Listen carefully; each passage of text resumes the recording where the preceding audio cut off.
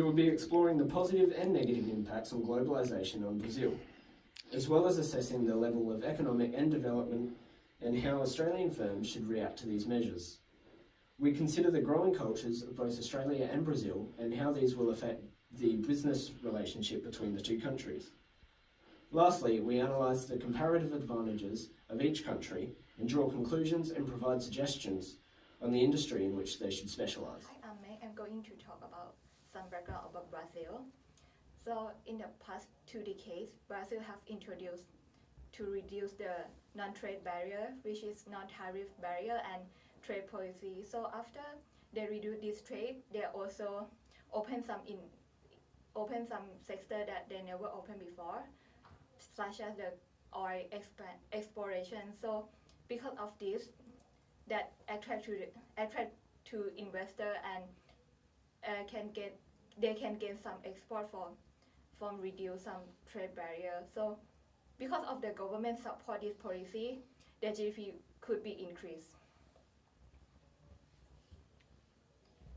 So the advantage for globalization, first of all, the benefit for the consumer household, which is they can gain, they can accept more product and service in the cheaper cost or in the similar cost, as well as in benefit for the investment and employee, which is globalization allow the company to search the cheap labor.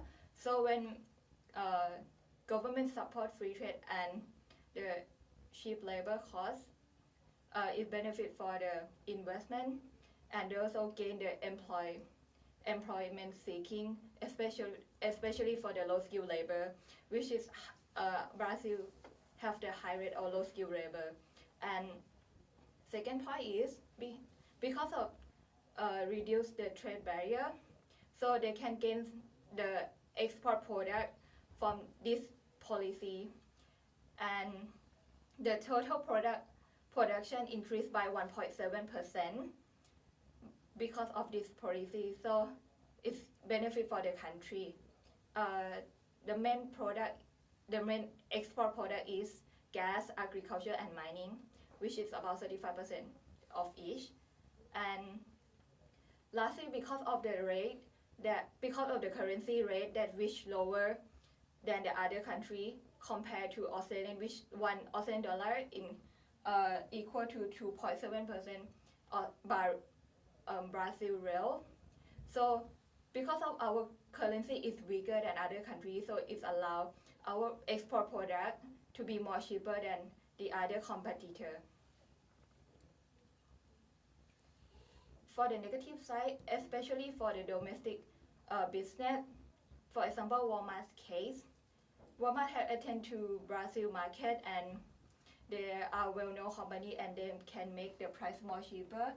And because of that, they could beat their local competitor, such as Empreco, which is the Brazil company supply chain. And because of this company supply chain could not beat Walmart price, or because of Walmart are more popular and powerful in terms of economic, so they have to leave the market, and Walmart was taking this company. Secondly, because of the Brazil rely on the technology for foreigner, so if they reduce the trade barrier or they use the non-trade barrier to reduce some products such as machinery or some technology which is Brazil rely on. So the consequence is, in the long run, people could be out of the market people, it could lead to the labor shade or kick out the labor because of cost of production that they use for the technology is cheaper in the long run. And lastly, because of free trade or reduce the trade barrier, it offer a lot of competitors to get in the market. So it's gonna harm for the domestic business in the long run, because high competitor, they have to reduce their price and they have to maintain their profit to stand in the market. Yeah, that's all my part. Thanks, May. And I'm Amia. I will be discussing economic development and human development. The level of economic development of country is best measured by gross national income per capita and purchasing power property. The GNI of the Brazil is 8,600, is substantially lower than that Australian is 51,360. However, this does not mean that the average person's income in Australia is proportionally higher than that of someone in Brazil. Due to the large middle cost of the Australia and the large lower cost of the Brazil, the cost of the living is understandably much more expensive in Australia, but it's hard to account in the GNI. So PPP will help this. After doing so, we can see the gap between these two countries is close, with Brazil at 15,220 and Australia at the 47,160. From the 2030 to 2070, the PPP of Brazil was decreased, which means the economic development has decreased. And they have some cost by this. In the education part, only 60% at least some secondary education, but in Australia have 90%. Also in the infrastructure part, more than 40% household had no access to sewage treatment, and only 12.9 subscriptions of fixed broadband internet per 100 inhabitants. So we can see the nature enjoyment in Brazil was good at agriculture, but their lack of skills. So the human development, we can see the index in Brazil, it was the 0.72 increase 0.75, but it is still lower than the Australian, which is 0.93 increase to the 0.95. So they have some reason to cause by this. The life expectancy and birth in the Brazil, it was increased from the 73 years old to 75 years old. Also, their education index was also increased, but these two elements are all below than the Australian. According to the increase, we can know in Brazil, their local residents have a good life quality and a better medical system and more skilled workers in the recent year. Based on this measure, improve in the short term, we can see the we can focus on the economic development. Because the job creating and the industry diversification are caused by this activity. More jobs will be available because the new opening, which will bring more money into companies, while it's substantially improve employee rates in Brazil, increase economic development in turn. And in the long run, companies should focus on the human development, which is not only increase the average of the income, but also allow companies to survive in that country. So this coffee industry to provide the perfect example of this. Starbucks outsourced to Slovenia, rich in the basic factor endowments to lower cost of labor and resource. Over time, the companies improve the quality of life and farming families, raising education levels by 84%, increase the crop yield by 64%, and also increase purchasing power for consumer goods. So I think in short term, the company should focus on economic development. Of course, they just looking for lower cost, and of course they will improve the local resident income. Of course, that will improve their education in the next generation, and in a very long run, this generation will bring like the very professional skills workers, and of course for the company only focus on the economic development is not enough. We need to also focus on the human development which is like the social company social responsibility. Thank you. First 5 minutes. Hi, just thank you for Mia and I'm Coco. I've been talking about the culture of the Brazil. So the cultural distance play a prominent role in international business, and it can be the best analysis through hostile cultural dimensions. The 4 dimensions explore a score, allowing easy comparison between countries. The Brazil and Australia score was extensively valid against related external data from a variety of the sources. So the first point, we will talk about the power distance. The power distance measures the degree to which the less power member of the society accept that power is distributed equally and unconditionally. So with an above average score of 69, the Brazil reflects a society that they believe the hierarchy is to be accepted. The different distribution of the power justify that the fact that the power holders has more benefits than the less power in the society. In company, there's only one boss have to take the complete responsibility, and then also the status symbol of the power are very important in order to indicate society position and communicate the respect that could be shown. So the second level we'll talk about uncertainty avoidance. Uncertainty avoidance is the degree to which members of the society feel uncomfortable with political and economical ambiguity.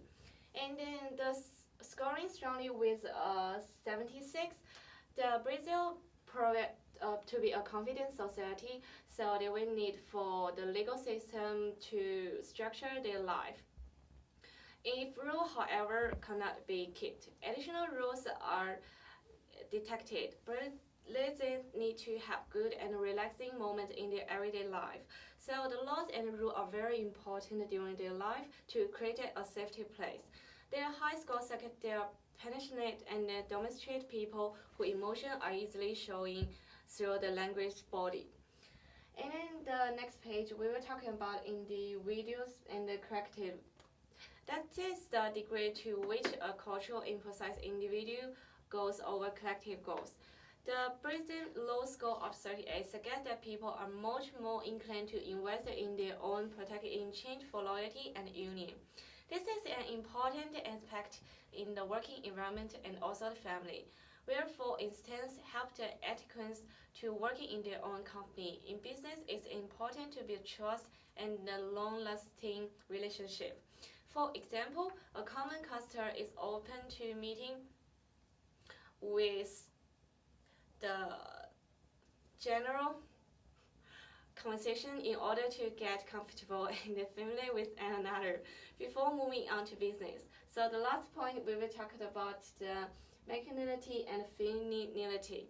It's the preference that a society holding for achievement, acceptance, and then the material reward for success over cooperation, modesty, and the quality of life with a score of 49. So the Brazil just get a fairly natural understanding and seems like to discriminate masculine and feminine property. So in the last pages, we will talk about the language and religions. The language and religions are also the key factor to a country culture. The Brazil speak Mandarin but also speak German on occasion. So Australia, however, is the English speaker but with a few exceptions. So the Christianity is the leading religion in Brazil and is well protected. And although the Australia hosts with many Christian beliefs, but is not commonly found. So due to the Brazil, a small middle class, few undergoing still receive high quality education. The upper class citizens of Brazil are the most education in the country, but few choose the professional of teaching. Thus the education of Brazil is moderate at best. So that's all for my part. Thank you. Hi, I'm Moe Basnani, and today I'm going to talk to you about which industry Brazil and Australia should specialize in, as well as David Ricardo's theory of comparative advantage. Ricardo argued that countries should specialize in the production of the commodity which they are most efficient in, as well as buy the commodity which they do not produce efficiently from another country. In order to achieve comparative advantage, countries must discard inefficient production and maximize production of the efficient product. Brazil's agricultural business is the business we believe they should specialize in. The agricultural business has represented 22% of Brazilian GDP in 2013. The industry was the only sector to grow between 2016 and 17. And between 2016 and 17, it was their all-time record high for harvest, which is at 22 million tons. Brazil has been constantly ranked as the top 4 positions when it comes to global contributions of commodities, with soybean at 31% and orange juice at 57%. This shows the incredible weightage Brazil plays to the world contribution. Today we're going to break down why they should specialize in the industry by our 4-point assessment. Our 4-point assessment includes resource endowments, human skills and workforce, infrastructure and opportunity costs. Resource endowment is defined as the resources available within the country. Brazil ranks as the 5th largest country in population with 200 million and a total area of 851 million hectares. With the availability of agriculture and cooperating lands, Brazil leads that sector with 100 million hectares without a single tree to put down. Their climate conditions are extremely ideal with long hours and high intensity of sunlight, as well as abundant water resources. Their human skill and workforce unfortunately does not live up. The lack of high-skilled labor force such as managers and skilled professionals has left firms very disorientated and inefficient. Nearly 6 in 10 Brazilian employers say that they have trouble finding employment due to a lack of talent. High workforce but low employment. Labor force participation is at 61.9%, whereas employment rates are at 12.4%. This shows that the labor force is actively participating, but due to the fact that there is not enough jobs, there's high unemployment. The infrastructure around Brazil has accomplished along the way is changes in their business models to allow easy flow business, better farming practices which capitalize on economies of scale, and innovations such as Embrapa. Embrapa, which is the leading innovation for Brazilian agriculture, with a fixed sum dedicated to research and development. What they have unaccomplished so far is transport infrastructure, where 17% of the roads are paved within cities, poor port facilities where carriers have to wait 20 days to unload their products, and inefficient storage, where in 2018 they had 48% deficit in grain storage. The opportunity cost is Brazil is highly dependent on the pesticide due to their agriculture business. Now, if they were to focus on producing pesticides, they would inefficiently allocate resource to that sector, as they have better experience. If they have better experience in the agricultural business, they import 90%, where they can save and dedicate resources somewhere else. They outsource the technology and skilled labor, where they can save time, money and resources. Secondly, I'm going to talk about Australia. Australia, we believe they should specialize in the service industry. 2013, Australia's service industry accounted for 60% of their national GDP. Within the industry, there are many sub-industries, such as health, education, and transport. Our 4-point assessment for Australia is we start with resource endowments. Efficient railroads and systems, multiple airport and land space shows that Australia is ready for development when they are ready for expansion. Human skills and workforce. 78% of total full employment comes from the service industry itself, which shows the weightage it plays within the Australian economy. The high levels of skilled labor due to the fact that they have sectors such as education, health, and doctors. They need a higher level of qualification and specific skilled labor. Thirdly, we have infrastructure. In 2013, Australia ranked 19 in the Global Innovation Index, as well as the government has dedicated $100 billion over a span of 10 years in investing in infrastructure. This shows Australia is ready for development, and it shows its hunger for innovation. Companies who come to invest in Australia would be able to use these facilities. Opportunity cost is Australia's second best industry is the agricultural industry, with high labor costs in Australia and climate temperatures which are unfavorable, would prove that specializing in the service industry will be more meaningful for Australia. Thank you. Overall, globalisation has not favoured Brazil, though their agricultural industry has the potential for success in the global market. Australian firms should consider Brazil's economic development in the short run and their human development in the long run. Although it seems that the two countries are becoming more culturally distant, their economies can help each other through comparative advantage. Australia's superior infrastructure and innovation can help Brazil's lack thereof, and in turn, Brazil's cheap labour costs and rich natural factor endowments will help lower production costs for Australian firms looking to expand into Brazil.